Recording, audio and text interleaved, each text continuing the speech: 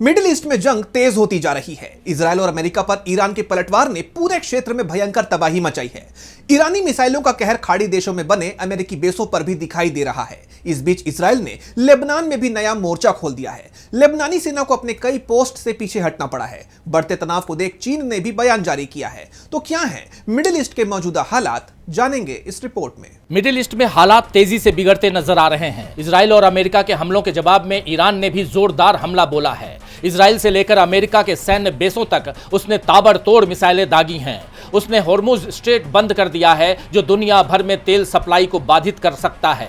इसके साथ ही ईरान ने अमेरिका के साथ बातचीत को भी पूरी तरह से खारिज कर दिया है। ईरान के विदेश मंत्रालय के प्रवक्ता इस्माइल बगाई ने कहा कि उन लोगों पर हमेशा के लिए कलंक रहेगा जिन्होंने कूटनीति का रास्ता अपनाने का दावा किया, लेकिन ईरान के तर्क के सामने झुक गए और सैन्य विकल्प का सहारा लिया। ज़ायोनी शासन किसी भी प्रकार की दुर्भावनापूर्ण कार्रवाई से पीछे नहीं हट रहा। मैं अरब मित्रों से अपील करता हूं कि वे इस पर गंभीरता से विचार करें। यह शासन युद्ध का दायरा बढ़ाने, ईरान की प्रतिष्ठा धूमिल करने और अन्य देशों में अपराध करने में जरा भी संकोच नहीं करता।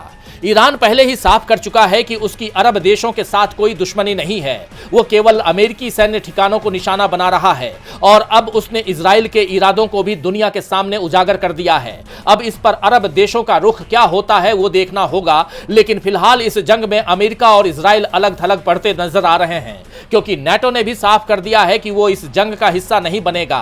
ऐसे में अमेरिका और इजराइल की बौखलाहट भी साफ दिखाई दे रही है। उनकी सेना ने अब ईरान के राष्ट्रपति के आवास और राष्ट्रीय सुरक्षा परिषद भवन को निशाना बनाने की कोशिश की। इस बीच लेबनान के हिजबुल्लाह ने इजराइल पर ताबड़तोड़ हमलों की बौछार कर दी है, जिसके बाद से इजराइल और लेबनान की सीमा पर भी संघर्ष देखा जा रहा है। ऐसे में अब लेबनान के राष्ट्रपति ने हिजबुल्लाह की सैन्य गतिविधियों पर तत्काल प्रतिबंध लगा दिया है, लेकिन ईरान के लिए सपोर्ट बढ़ता जा रहा है। चीन ने भी साफ कहा है कि वो ईरान की सॉवरेनिटी और नेशनल डिग्निटी की सुरक्षा में उसका सपोर्ट करता है। इस बीच अंतरराष्ट्रीय परमाणु ऊर्जा एजेंसी यानी IAEA ने सैटेलाइट तस्वीरों के आधार पर बताया है कि इजराइल और अमेरिका के हमलों में ईरान के नातांज परमाणु संयंत्र को थोड़ा नुकसान पहुंचा है।